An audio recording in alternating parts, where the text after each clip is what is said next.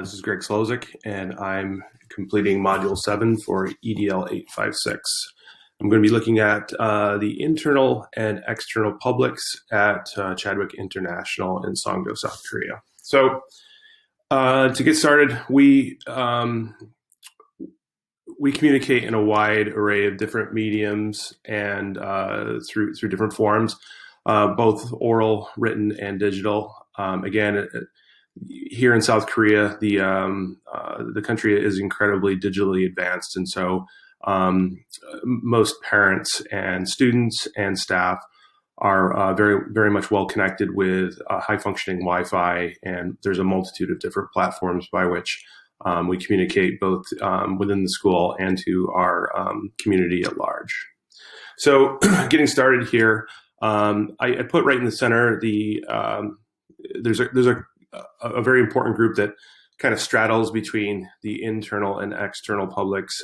That's the Rossler Chadwick Foundation, and I'll quote directly from the school's website. In Chadwick's one school, two campuses model, CI and Chadwick School share a common mission, core values, and philosophy. Members of all CI constituencies, students, faculty, staff, parents, alumni, and trustees have the opportunity to connect in meaningful ways with peers on the California campus. And in 2021, we'll be opening a third campus in Hanoi, Vietnam. So it'll again be one school, three campuses. So the reason I put that there is because kind of the unifying entity that kind of crosses between the external and the internal is the Rossler Chadwick Foundation. The head of school at Chadwick International used to be the head of school at Chadwick School in Palos Verdes, California. It's Mr. Ted Hill. He's on campus here. He's very accessible. He lives in the next building over from me. I see him all the time. But the other members of the Rossler Chadwick Foundation, most of them are in Palos Verdes. There are some who are here in Korea. You don't really see them too often. There are published minutes that you can read if you were so inclined. But again, they kind of straddle between both the internal and external because they affect both constituencies. They are the ones who kind of drive the overlying mission of the school and foundation. They were the ones who chose the location of the new campus, and they're the ones who talk about the different ways in which we are able to collaborate and connect across two continents. Okay, and so that's kind of why I put them there. Again, you don't really see them physically on campus very often. A lot of what you will get is from time to time there will be something from the board that comes in a newsletter, or you might get an email or something like that. But generally, Ted speaks on behalf of the board most of the time. So I'll start with the internal, and we'll kind of go through from a vertical downward slope. And so the head of school is Ted Hill, as I mentioned before. He's also the head of the Rossler Chadwick Foundation. Ted is accessible. He is on campus almost every day, unless again he's doing something back at Palos Verdes, or if he's doing something as far as recruitment is concerned, or looking towards expansion. But he leads full staff meetings monthly. He's on campus full time. You get emails from him all the time. Ted is very visible. You see him greeting students and staff daily. He does promotional videos through Vimeo. He's been doing quite a few of those recently because of the fact that COVID has made it very difficult for our internal and external constituencies to have that direct personal connection with Ted. But again, he's unlike a lot of head of schools or superintendents that I've worked with in the past. He's very personable. You can walk right into his office most of the time. He's been to almost every single one of my basketball games. He's a former Division I lacrosse player and coach, and so he's a very hands-on leader, very visionary leader, and someone who, again, you get inspired by. So after Ted, there is the director of teaching and learning, Dr. Barbara Wrightson. Barbara is the bridge between our written and taught curriculum. She leads weekly head of department meetings and anything dealing with curricular mapping, vertical and horizontal alignment, and accreditation. Unfortunately, Barbara's position is being merged. I believe that her responsibilities will be kind of taken over by the director of professional growth and the upper and middle school principals. But Barbara is, again, she communicates through the school website. She also communicates in by email. She is very much, she has her hands on the transition that we're making from our current mapping system towards having everything aligned on ManageBack. So she is she's present in meetings, but she does a lot of the technical educational things that a lot of times don't get seen so directly. After Barbara, there's the Director of Professional Growth, Mr. Vanna Potsold. He facilitates professional development seminars for the IBO. He works for the IBO as a school visit leader.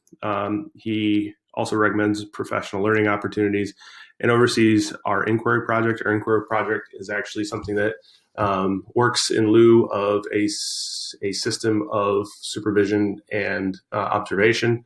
I'm hoping that the inquiry project under Vanna's leadership will start to go away, and we'll actually have some sort of diagnostic tool to judge whether or not we're actually growing as professional educators.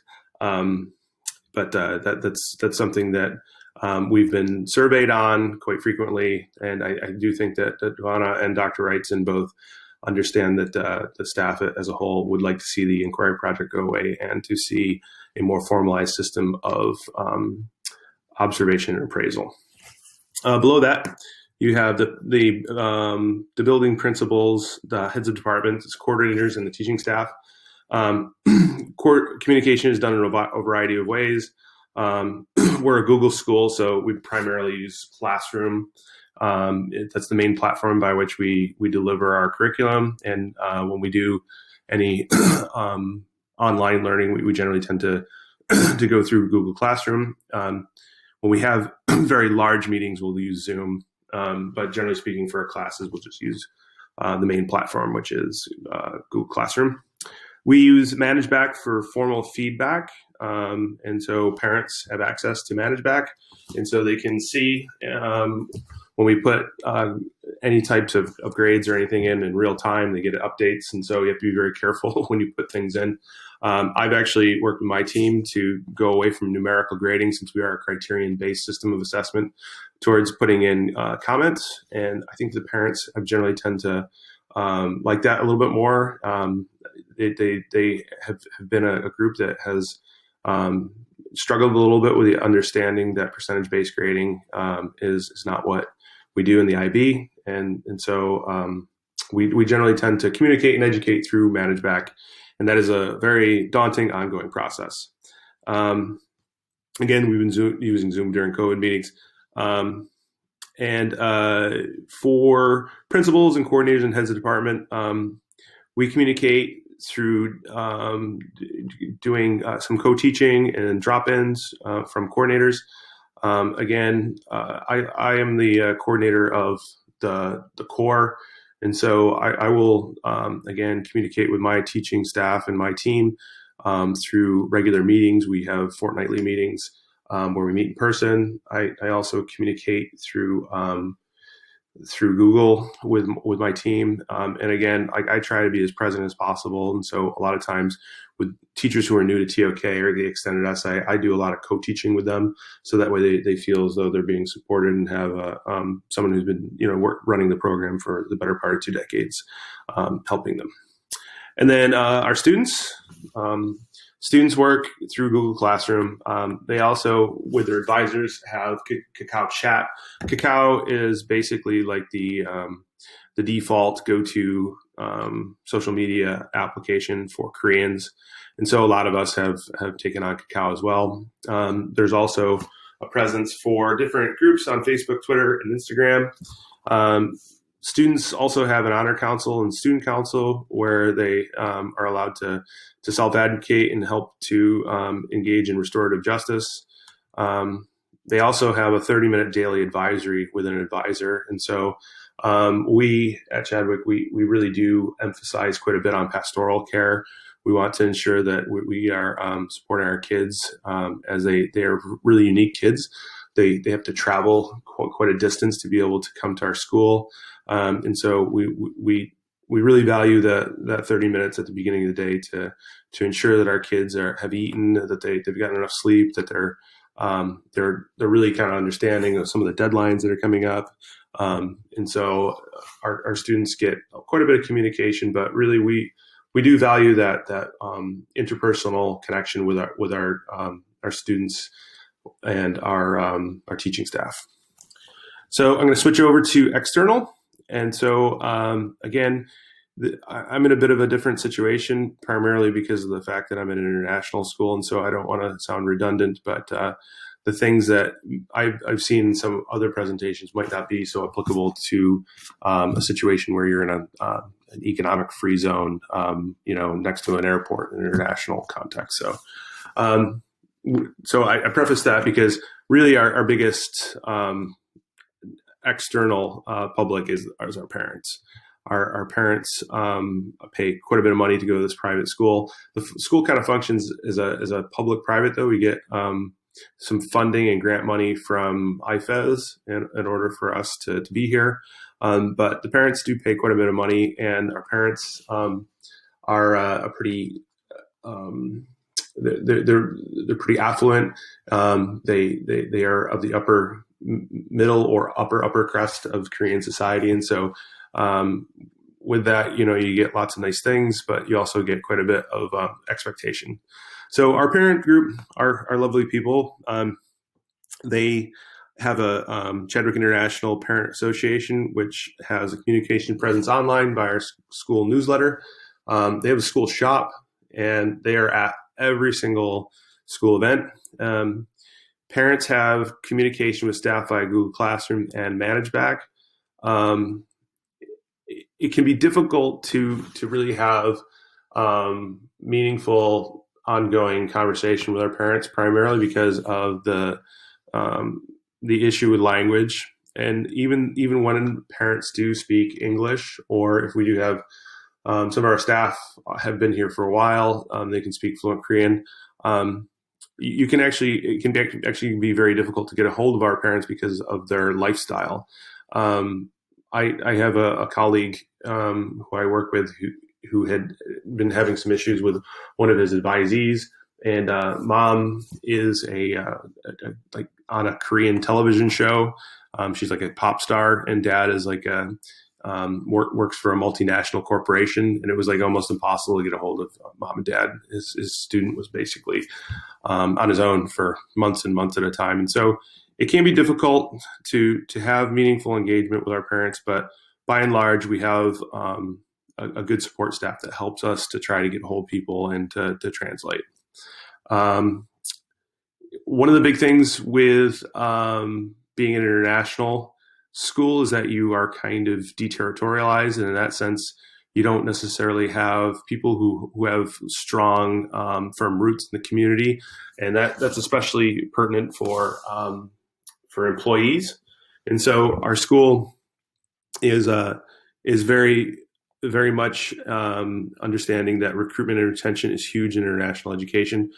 Our school has a strong presence at all of the recruitment fairs around the world.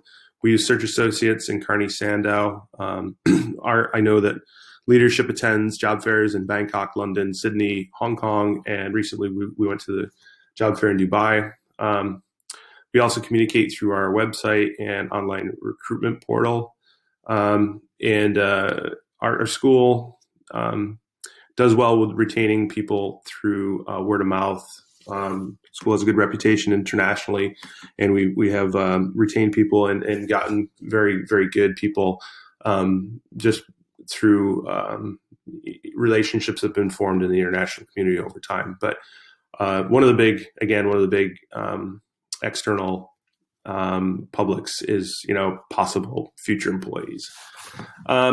We also have in our external affiliated organizations, again, the biggest one for us is the IBO. We have many members of staff working for the IBO in numerous capacities, from examiners, consultants, workshop leaders, school visit leaders, etc. That's really important because the IBO is the curriculum, but it's beyond curriculum as well. It's a world community, and so because of the fact that we have so many people at Chadwick, and Chadwick has invested so much money in time, in training, and in creating a truly, 4-program world school, we're able to host regional conferences. We're able to have, people in high-profile positions to come to our school to deliver, professional development. And so we communicate through the IBO, not just at senior admin level, but through the people who work and are hired at our school. We also do that through Western Associations of Schools and Colleges. We have many people who are on staff who are trained in the self-study process, and our school visiting team members.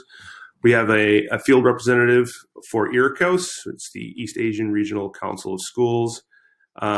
And then we also have in Songdo, we communicate with 4 or 5 universities, including James Madison, SUNY, and a few others that have a global campus here. And so we have students who actually attend classes. If they're in the career program, we have a coordinator who runs our career related program, who oversees communication between those universities, SCAD, a couple others, and our students who are in the non-traditional high school experience. Again, last but not least, local businesses, charities, NGOs. We have a director of experiential learning who coordinates our outdoor education activities. So from elementary school all the way up to 12th grade, all of our students will spend at least 3 days to up to a week and a half doing outdoor education. We have people from Outward Bound who come and help with that. Our grade 12s do a culminating week and a half activity where they go to the outback in Australia and have to basically live off the land. They go to the different places within there to utilize the skills that they've utilized along the continuum of their experiential learning through their time at Chadwick. We also have our CAS and service learning coordinators. They build relationships with local community members for our school's learning service programs. And again, these are challenging positions primarily because of the fact that a lot of our local businesses and charities and NGOs may not have English-speaking people there. So we generally have to communicate through translation. And if we have waivers and things like that, they have to be going through in 2 languages and sometimes notarized and things of that nature. And so a lot of times when we do activities such as field trips, a lot of those different types of forms you can find on our portal. And again, they will be in English and in Korean. And in some cases, because we have a growing Chinese population, we have to have it in Mandarin as well. And that is my presentation. Thank you very much.